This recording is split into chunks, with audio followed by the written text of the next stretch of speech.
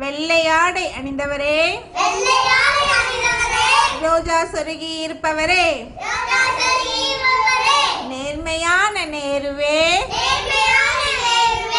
சிந்தையை நாட்டில் வைத்தவரே, திட்டங்கள் நலமாய் வகுத்தவரே, ராஜ்யத்தின் ராஜாவே, குழந்தைகள் மீது அன்பு கொண்டவரே, குழந்தைகள் மீது அன்பு கொண்டவரே, குழந்தைகள் அழைக்கும் இவரையே நேரு மாமா என்றுவே, நேரு பிறந்த நாளையே குழந்தைகள் தினமாக